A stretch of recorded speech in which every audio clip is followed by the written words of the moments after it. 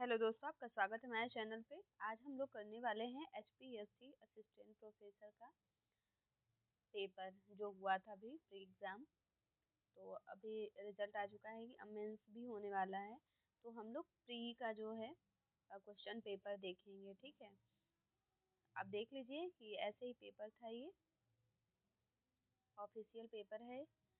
ये आप देख सकते हैं।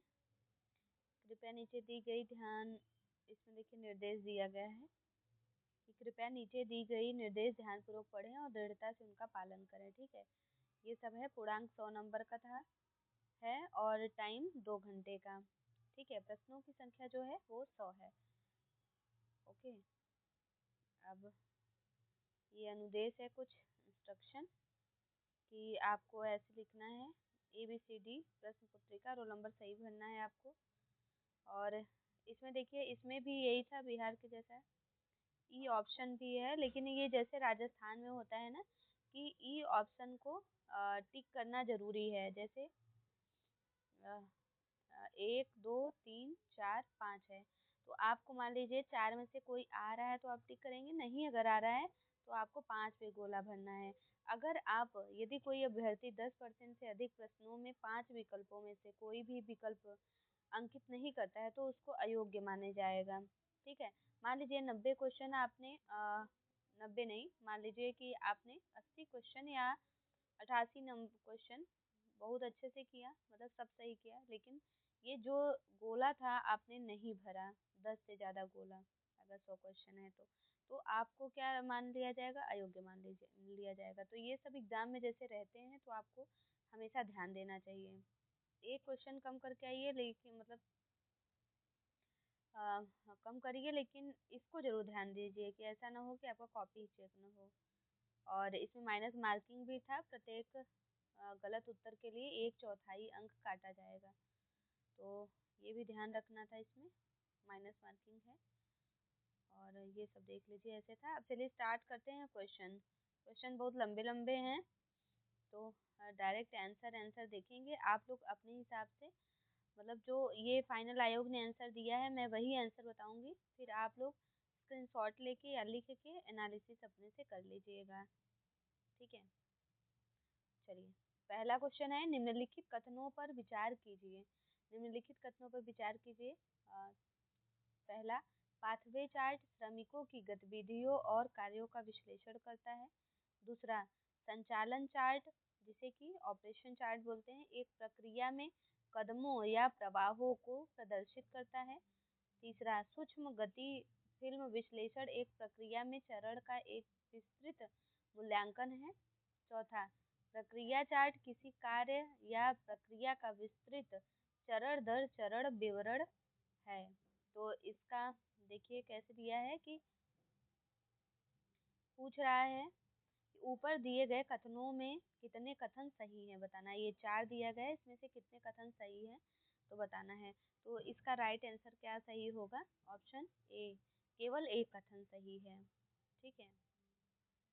चलिए नेक्स्ट क्वेश्चन देखते हैं, दूसरा वाला। निम्नलिखित कथनों पर विचार कीजिए। पहला, बैगनी रंग राजसी, शाहीपन, रहस्य, जुनून और गरिमा से जुड़ा हुआ है। दूसरा, गुलाबी रंग प्रकृति, प्रतिबिंब और संध्या से जुड़ा हुआ है। तीसरा, हरा रंग शांति, विवेक और वैभव से जुड़ा हुआ है। चौथा, काला रंग चंचल मनोवृत्ति से जुड़ा हुआ है, जिसे मनोरंजक माना जाता है और यह प्रसन्नता का भाव प्रकट करता है। तो इसमें राइट आंसर बताना है कि ऊपर दिए गए कथन में कितने कथन सही हैं। तो इसका राइट आंसर है ऑप्शन ए, केवल एक कथन सही है, ठीक है। चलिए नेक्स्ट क्वेश्चन देखते हैं। देखिए, देखा आपने ना, सिर्फ 2 घंटे मिले हैं और 100 क्वेश्चन है और इतने लंबे लंबे क्वेश्चन है। और इसमें भी चलिए नेक्स्ट क्वेश्चन है, निम्नलिखित कथनों पर विचार कीजिए। पहला, एक वर्णी रंग योजना में एक ही वर्ण के विभिन्न टिंट, मतलब एक वर्णीय रंग जो मोनोक्रोमेटिक होते हैं ना। देखिए इंग्लिश में भी देख लीजिए कि मोनोक्रोमेटिक कलर स्कीम, एक रंगीय एक वर्णीय रंग योजना में एक ही वर्ण के विभिन्न टिंट टोन और शेड का उपयोग किया जाता है। सही है। पूरक रंग योजनाएं 3 रंगों पर आधारित होती हैं जो रंग चक्र के समान दूरी पर होती हैं। ठीक है। तीसरा, सदृश्य रंग योजनाएं उन रंगों को जोड़ती है जो रंग चक्र पर एक दूसरे के बगल में होते हैं। एनालॉगस के बारे में पूछा है। चौथा, त्रिक मतलब त्रिक रंग योजना में रंग चक्र पर एक दूसरे के सामने रखे गए रंग शामिल होते हैं। अब इसमें भी बताना है कि ऊपर दिए गए कथनों में से कितने कथन सही हैं। तो इसका राइट आंसर क्या है? केवल 2 कथन सही हैं। अब आप इसमें से देखिएगा कि कौन से कथन सही हैं। अगर आपने अच्छे से नोट्स पढ़ा होगा, बुक पढ़ा होगा तो जरूर कर लेंगे। तो इसका राइट आंसर लगाइएगा, केवल 2 कथन सही है। आप स्क्रीनशॉट ले लीजिएगा या क्वेश्चन लिख लीजिएगा, अच्छे से आप इसको एनालिसिस करिएगा। चलिए, हम जल्दी जल्दी आपको बता दे रहे हैं क्योंकि जो पेपर दे के आया है वो भी अपना मिला सकता है, पेपर में टिक कर सकता है। चौथा, निम्नलिखित कथनों पर विचार कीजिए। मिलावट एक ऐसी प्रथा है जिसमें उत्पादों को जानबूझकर घटिया पदार्थों को मिलाकर निम्नीकृत किया जाता है। दूसरा, गुमराह करने वाले विज्ञापनों में हमेशा सच्चाई से प्रस्तुत तथ्यात्मक जानकारी होती है। क्या होती है? नहीं होती है ना, आप अपने हिसाब से देखिएगा, सच्चाई थोड़ी होती है। तीसरा, कम वजन और कम माप से तात्पर्य विक्रेताओं द्वारा उपभोक्ताओं को उनके द्वारा भुगतान की गई राशि से कम मात्रा देने से है। चौथा, जमाखोरी कीमतों को बढ़ाने के लिए स्टॉक को रोककर कमी पैदा करने की एक कृत्रिम प्रथा है। जमाखोरी पूछ रहा है, तो इसमें पूछ रहा है कि ऊपर दिए गए कथनों में कितने कथन सही हैं। तो चौथा का राइट आंसर क्या है? केवल 3 कथन सही है। इसमें 4 दिया गया, 3 कथन सही है, 1 कथन गलत है। देखिए दूसरा वाला आप अपने करेंगे तो। चलिए नेक्स्ट क्वेश्चन, 5वां। कथन पहला कहता है कि स्थान या स्पेस योजना क्षेत्र के कुशल उपयोग और गति के प्रवाह को सुनिश्चित करता है। कथन दूसरा कहता है कि स्थान स्पेस योजना केवल सौंदर्य शास्त्र पर केंद्रित है और कार्य क्षमता की उपेक्षा करता है। अब इसमें बताना है कि उपरोक्त कथनों के आलोक में नीचे दिए गए विकल्पों में से सही उत्तर चुनें। सही उत्तर चुनना है कि कौन सा सही उत्तर है। तो बताइए, इसका राइट आंसर होगा कथन 1 सही है लेकिन कथन 2 गलत है। ठीक है। अब ये क्वेश्चन देख के ही समझ में आ रहा है ना कौन सा गलत है कौन सा नहीं। तो इसका राइट आंसर है कथन 1 सही है लेकिन कथन 2 गलत है। चलिए जल्दी जल्दी करते हैं। नीचे 2 कथन दिए गए हैं। पहला, सौर और पवन जैसे नवीकरणीय ऊर्जा स्रोत घटते जीवाश्म ईंधन पर निर्भरता को कम करते हैं और वायु प्रदूषण को कम करने में मदद करते हैं। ठीक है, ये पहला कथन है। दूसरा कथन है, गैर नवीकरणीय ऊर्जा स्रोत जैसे कि कोयला और तेल समाप्त हो जाने वाले हैं और जलने पर ग्लोबल वार्मिंग में महत्वपूर्ण योगदान देते हैं। अब इसमें बताना है कि उपरोक्त कथनों के संदर्भ में नीचे दिए गए विकल्पों में से सही उत्तर चुनें। सही उत्तर बताना है, सही उत्तर कौन सा है। सॉरी। तो इसका राइट आंसर क्या होगा? ऑप्शन ए, कथन 1 और कथन 2 दोनों सत्य हैं। नेक्स्ट क्वेश्चन देखते हैं, 7वां क्वेश्चन।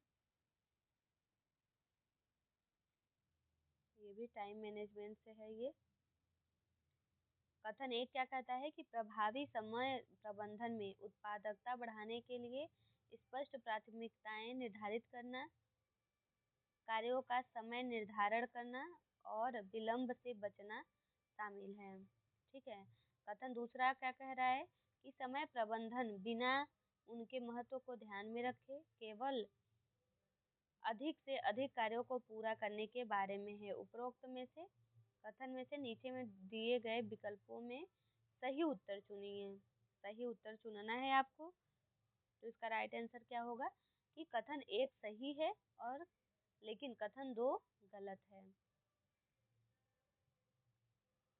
कथन 1 सही है, कथन 2 गलत है। नेक्स्ट क्वेश्चन है, सब ये मतलब एक तरीके से पेपर तो बहुत अच्छा है, लेकिन पेपर इतना मतलब लॉन्ग लॉन्ग ये लिखा गया है बड़ा बड़ा, 2 घंटे में करना थोड़ा मुश्किल है। ठीक है, लेकिन बस ये है कि जिसका कॉन्सेप्ट क्लियर है, इसमें थ्योरी का कोई रोल नहीं, मतलब थ्योरी का रोल है लेकिन फैक्ट नहीं पूछा है कि बस एक पूछ लिया है वो और आंसर देना है आपको। अगर आपने थ्योरी अच्छे से पढ़ी है और कॉन्सेप्ट क्लियर है तो आप पेपर बहुत अच्छे से कर लेंगे। चलिए नेक्स्ट क्वेश्चन है कि एर्गोनॉमिक्स डिजाइन का उद्देश्य कार्य वातावरण और कार्यों को उपयोगकर्ता की शारीरिक एवं मनोवैज्ञानिक विशेषताओं के अनुरूप बनाना है ताकि आराम, सुरक्षा और दक्षता बढ़ाई जा सके। एर्गोनॉमिक्स के बारे में बोल रहा है। कथन दूसरा है कि एर्गोनॉमिक्स उपयोगकर्ता के आराम और दक्षता की अनदेखी करते हुए केवल फर्नीचर और उपकरणों की सौंदर्यात्मक बनावट पर ध्यान केंद्रित करता है। ठीक है, अब आपको आंसर बताना है कि इसका आंसर क्या होगा, सही विकल्प चुनना है। तो इसका राइट आंसर है ऑप्शन सी, पहला सही है और दूसरा गलत है। चलिए नेक्स्ट क्वेश्चन,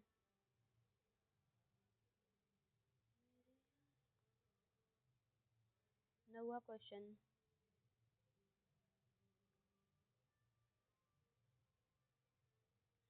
निम्नलिखित कथनों पर विचार कीजिए। पहला, रचना में लय सिद्धांत पुनरावृत्ति के माध्यम से गति पैदा करता है।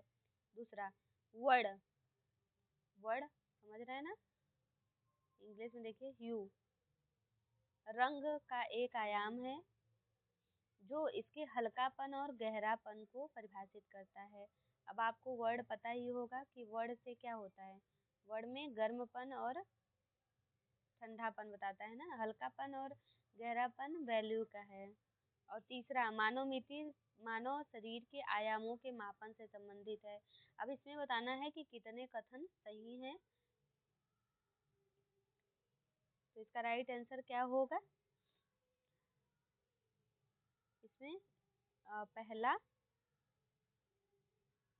पहला नहीं, इसका राइट आंसर है केवल 2 कथन सही हैं, मतलब ये गलत है और पहला और तीसरा सही है।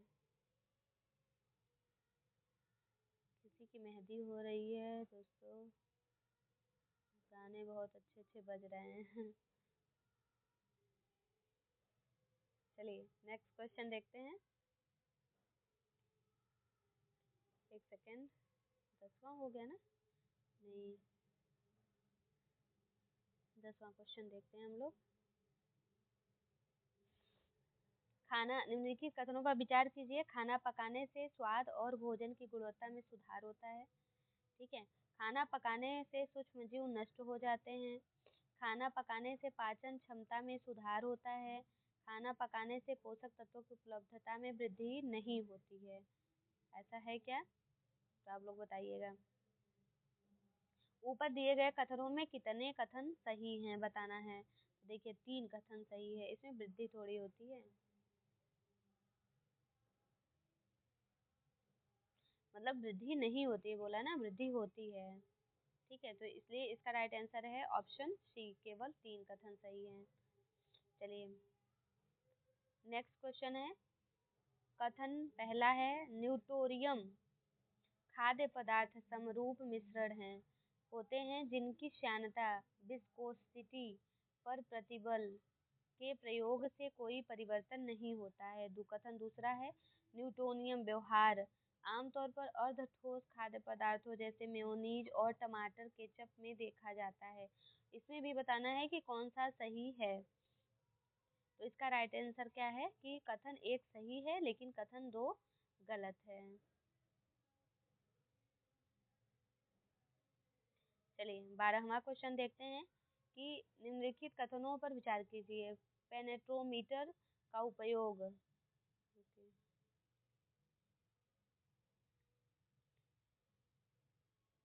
पेनेट्रो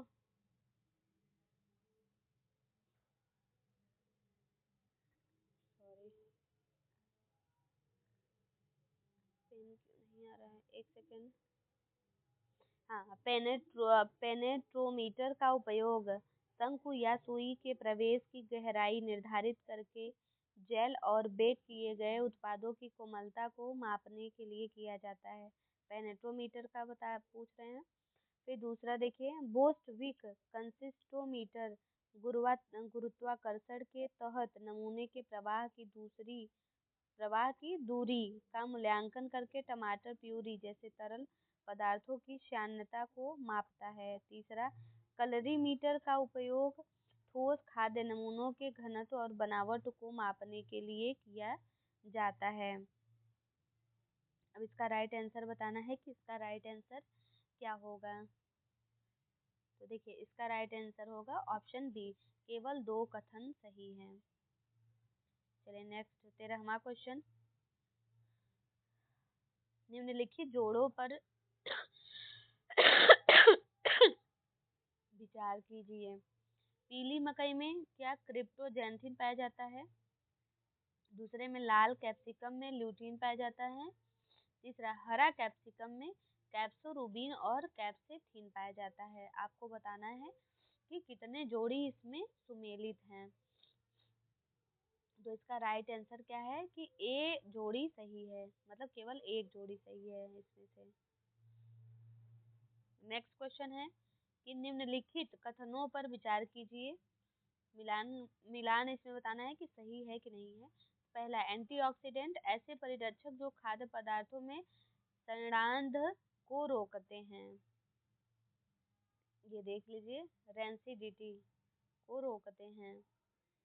दूसरा, ब्लीचिंग एजेंट ऐसी सामग्री जो झाग को बनाए रखती है। तीसरा, आर्टिफिशियल फ्लेवर ऐसे रसायन जो प्राकृतिक स्वाद की नकल करते हैं। चौथा, थिकनिंग एजेंट खाद्य पदार्थों को सफेद करने के लिए उपयोग किए जाने वाला पदार्थ है। अब ये सब देखिए, मतलब नेट में क्वेश्चन आ सकते हैं, किसी भी एग्जाम में भी एलटी का है तो आ सकते हैं। ये बहुत अच्छे अच्छे क्वेश्चन हैं इसमें, तो आप लोग इसको जरूर लिख लीजिएगा या तो फिर स्क्रीनशॉट लेके एक बार जरूर पढ़ लीजिएगा। तो इसका राइट आंसर क्या होगा? केवल 2 कथन सही है। नेक्स्ट क्वेश्चन 15वां, मॉडिफाइड एटमॉस्फेयर पैकेजिंग। ये देखिए नेट का भी क्वेश्चन है, ये इसका क्वेश्चन आता है नेट में। आंतरिक गैसों के संगठन में बदलाव करके ताज़ा उपज की शेल्फ लाइफ बढ़ाने में मदद करता है। दूसरा, प्राथमिक पैकेजिंग सबसे बाहरी परत है जो थोक, बल्ब, हैंडलिंग और परिवहन के लिए इकाइयों को एक साथ समूहित करती है। ये मैंने बताया भी था कब, जब दिवाली पे पैकेजिंग का एक शॉर्ट वीडियो मैंने डाला था, प्राथमिक पैकेजिंग और सेकेंडरी, टर्सरी। तो ये छोटे छोटे चीज होते हैं और लेकिन ये बड़े बड़े एग्जाम में आ जाते हैं। चलिए नेक्स्ट, तीसरा, एल्यूमिनियम पन्नी बायोडिग्रेडेबल है और आमतौर पर पर्यावरण के अनुकूल खाद्य पैकेजिंग में उपयोग की जाती है। ये आपके डेली जो रोजमर्रा का खाद्य वस्तु है, आपके यहाँ टिफिन उफिन जाता होगा तो आप लोग जरूर यूज करते होंगे, तो इससे भी आप इसको समझ सकते हैं कि क्या हो सकता है क्या नहीं। तो इसमें बताना है कि ऊपर दिए गए कथनों में कितने कथन सही हैं, बताना है इसमें। तो बताइए आप लोग कितने कथन सही हैं इसमें। तो इसमें केवल एक कथन सही है। ठीक है, नेक्स्ट क्वेश्चन, नीचे 2 कथन दिए गए हैं। पहला, नैनो टेक्नोलॉजी नैनो एन एनकैप्सुलेटेड पोषक तत्वों और स्वादों के विकास को सक्षम बनाती है जो नए कार्यात्मक खाद्य उत्पादों में जैव उपलब्धता और स्थिरता को बढ़ाती है। दूसरा, खाद्य पैकेजिंग में नैनो टेक्नोलॉजी का उपयोग शायद ही कभी किया जाता है क्योंकि इसके औषधीय उत्पादों के अलावा सीमित अनुप्रयोग हैं। ऐसा है क्या? आपको बताना है कि इसमें कितने विकल्प सही हैं। तो इसका राइट आंसर क्या है? कितने नहीं, मतलब कौन से सही है कौन से गलत है बताना है।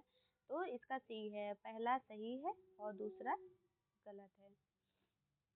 चलिए next question,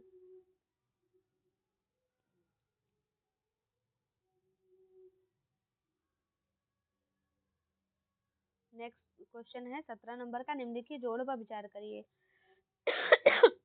curcumin anti inflammatory और एंटीऑक्सीडेंट गतिविधि, रेस्वेराट्रोल सॉरी जोड़ों के स्नेहन और उपास्थि पुनर्जनन में सहायता करता है। Omega 3 fatty acid cardio protective और एंटी इन्फ्लेमेटरी प्रभाव देता है। इसमें उपरोक्त में कितने जोड़े सही हैं ये बताना है, सुमेलित हैं, बताइएगा। तो इसका राइट आंसर होगा केवल 2 जोड़े सही हैं। आप लोग एक बार चेक कर लीजिएगा ध्यान से। नेक्स्ट क्वेश्चन है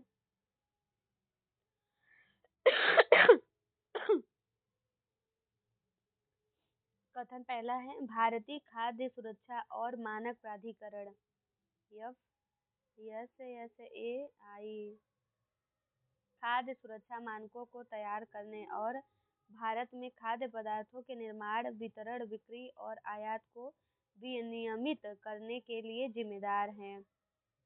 कथन 2, खाद्य मिलावट निवारण अधिनियम PFA 1954 वर्तमान में भारत में सबसे अधिक आधिकारिक खाद्य कानून है और इसे स्वास्थ्य और परिवार कल्याण मंत्रालय द्वारा लागू किया गया है। इसमें कथन बताना है कि कौन सा कथन सही है। तो इसका राइट आंसर है बी, मतलब पहला और दूसरा गलत है दोनों। सॉरी 18 है ना ये, तो सी, मैं बी क्यों लगा रही हूँ, सी है। पहला कथन सही है लेकिन दूसरा गलत है।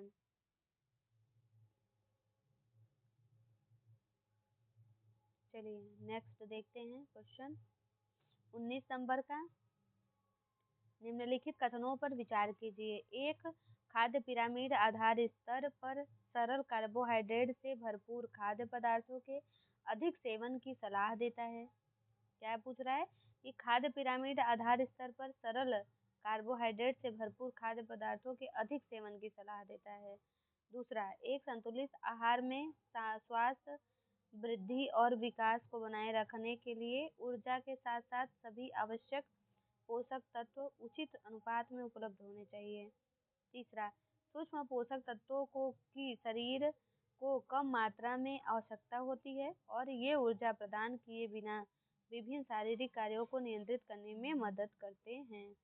चौथा, प्रोटीन और आहार फाइबर को ऊर्जा देने वाले खाद्य पदार्थों के रूप में खाद्य पिरामिड में एक साथ वर्गीकृत किया गया है। अब इसमें बताना है कि कितने कथन सही हैं। अगर आप लोग अच्छे से पढ़े होंगे फूड न्यूट्रिशन का पहला दूसरा चैप्टर ही, तो ये क्वेश्चन कर लेंगे। ठीक है, इसको ध्यान से करिएगा। जिसका राइट आंसर क्या होगा, केवल कितने कथन सही है, कहाँ चला जा रहा है भाई। इसका राइट आंसर है केवल 2 कथन सही है।